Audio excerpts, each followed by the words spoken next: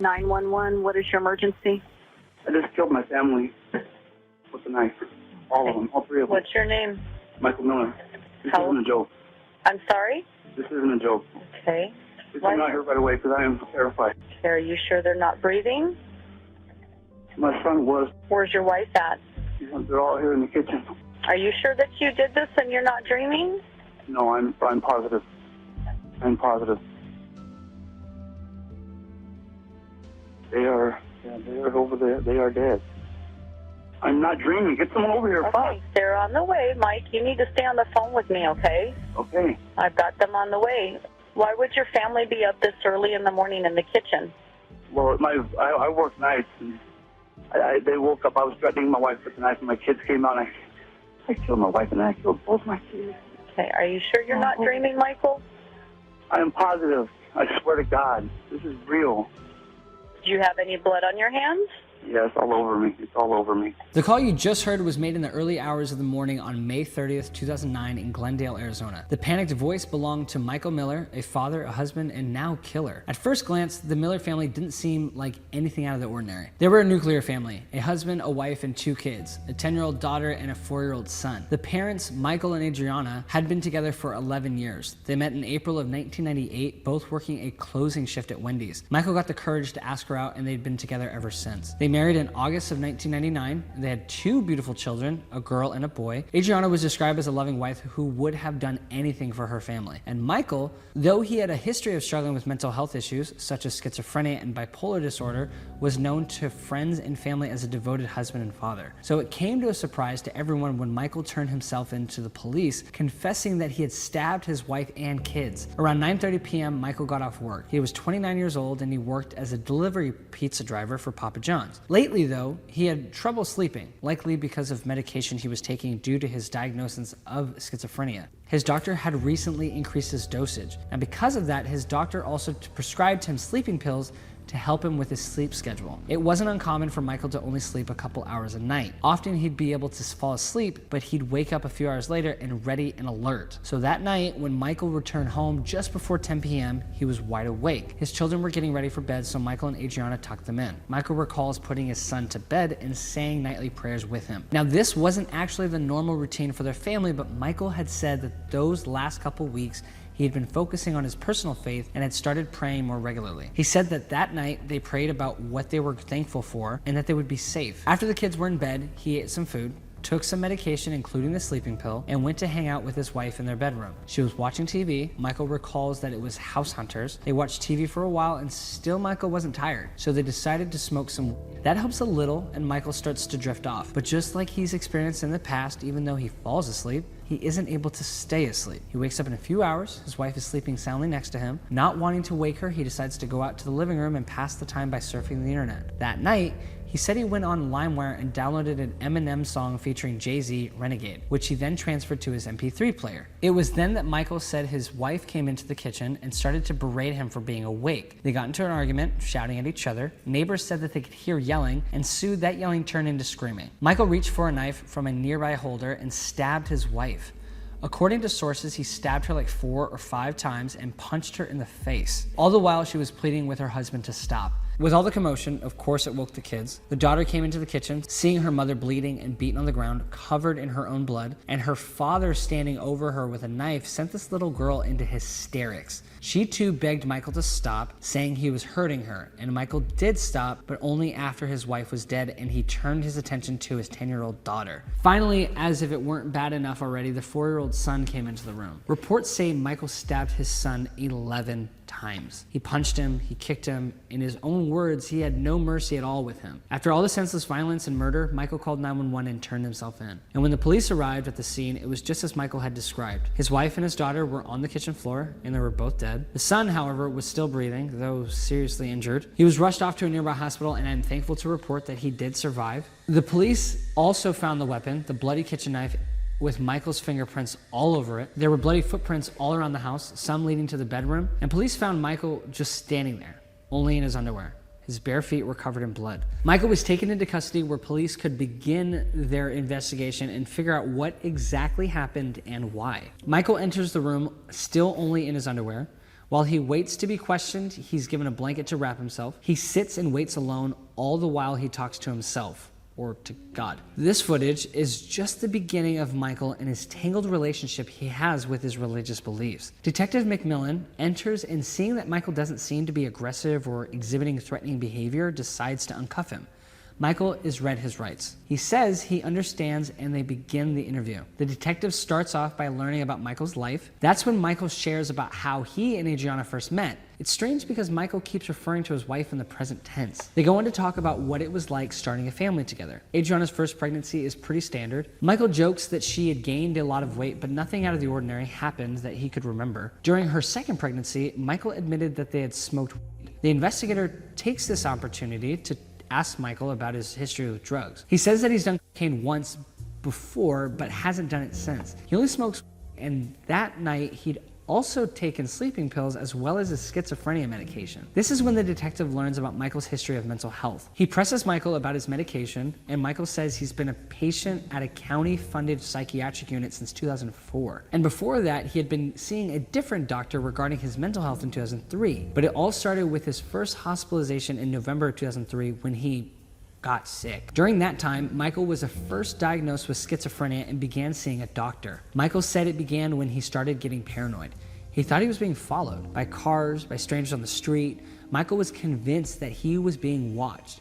He also said he had the ability to see spiritual battles being fought on Earth. So one night in November of 2003, Michael told his wife how he'd been feeling, and she urged him to seek help. He decided to call in sick from work and get some rest at home. But that night, Michael said he saw a sand crab turn into a leaf, and that's when he knew things were bad and he had to go to the hospital. Michael also opens up about his struggles with alcohol abuse. He just started working as a pizza delivery driver, but before that, he was a shipping clerk, packaging medicine. He reveals that he had quit that job because he had some complications regarding alcohol. Apparently his alcohol abuse got a point where he was heavily drinking on a regular basis, almost 12 to 13 beers a day. What got him to change his ways was one day he and his family went to church and his son went to Sunday school, and the teacher could smell the beer on his breath. That was a big wake-up call for Michael that he needed to change his habits. So Michael tried to quit, but he struggled.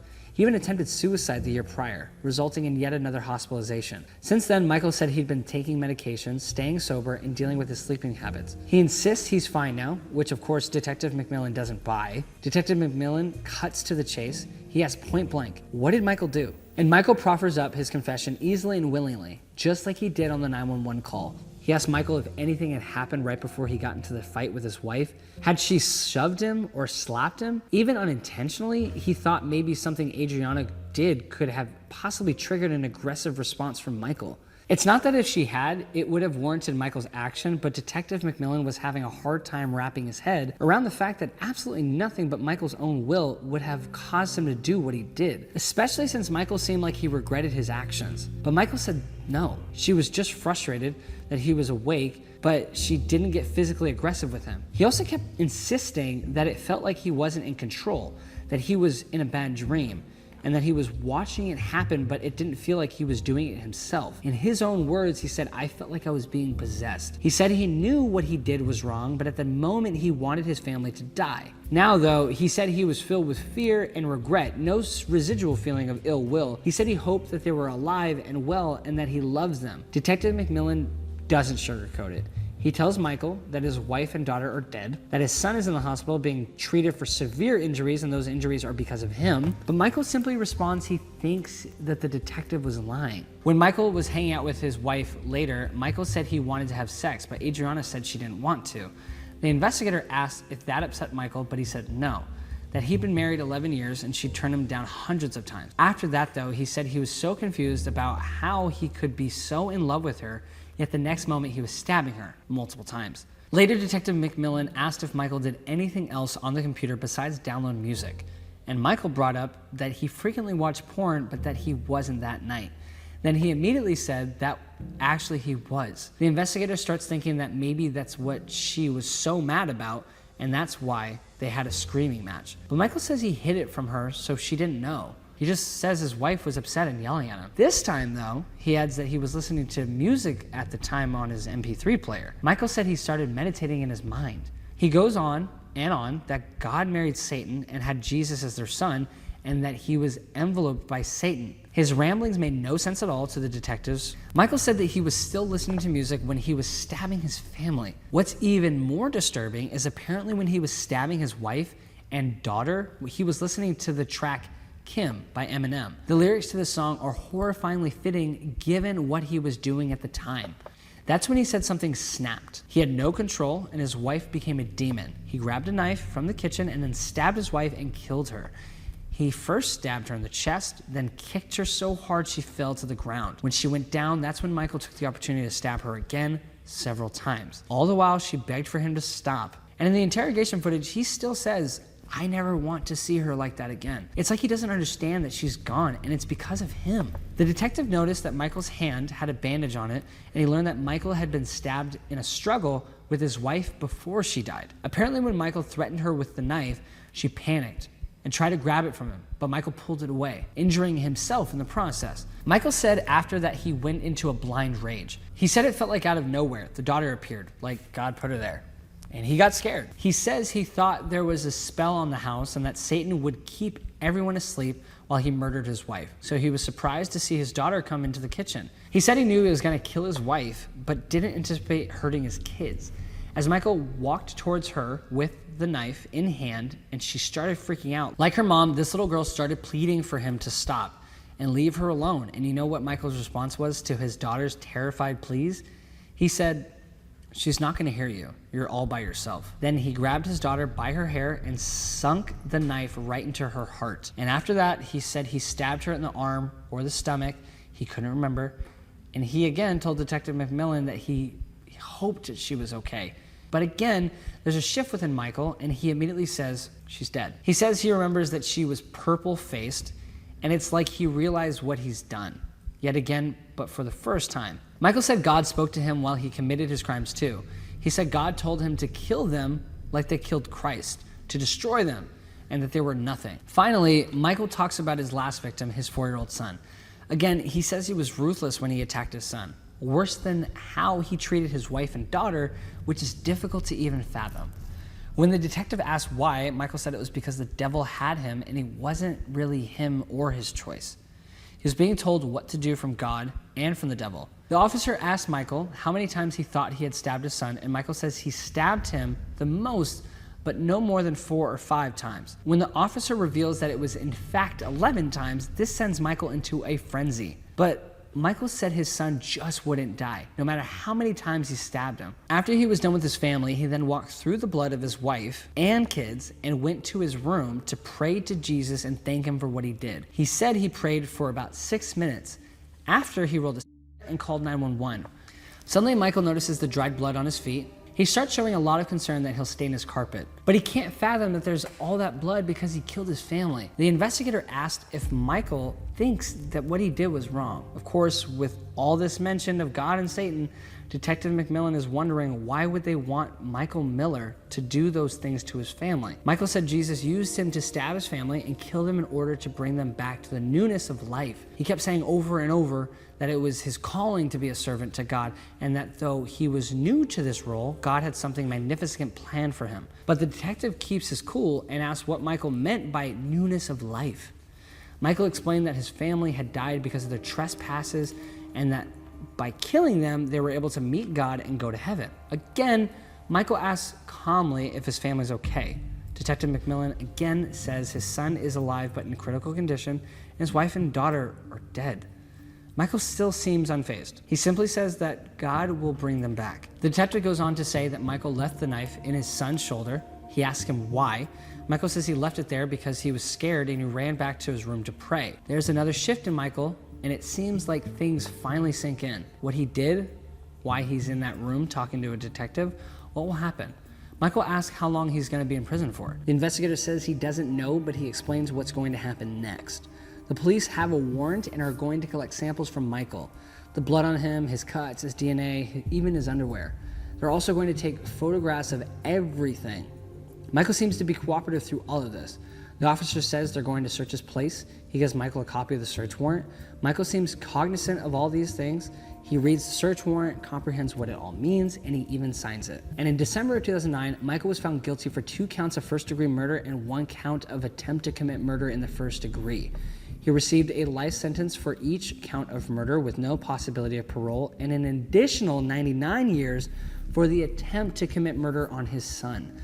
Though he did not get the death penalty, Michael will spend the rest of his natural life in prison. During court proceedings, family members came to Michael's defense, saying that he was a kind man who loved his family. Michael's brother, Mitchell, pleaded with the courts to take into account Michael's mental health history. He argued that his brother had struggled with anxiety and depression for years, including his diagnosis of schizophrenia and bipolar disorder, and that the judge should reevaluate Michael's sentencing, but the courts have refused. Nearly 15 years have passed and there's been little activity on this case. At this point, his son is 18 years old and has been shielded from the media by family, so it's unknown what he's doing in his life now or how this has affected him. As this case becomes more open to the public, there's been arguments made that Michael is faking it, while others disagree and say he's displaying clear signs of suffering through a manic episode right there on screen. Whether Michael's symptoms are real or not, it's clear that he's suffering from something.